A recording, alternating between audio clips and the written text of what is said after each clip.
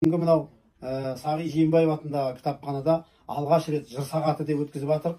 Әр жексенбіде сағат 12-де осы жерде жыр сағатын өткіземіз енді.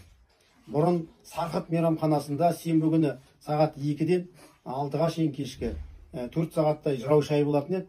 Бұл жырау шайының жалғасы ретінде, соның үлкейтуі ретінде мынау үлкен кітапхана ашылғаннан кейін сол кітапханада мынау батырлар дастандары, қиссалары бар 100 томдық.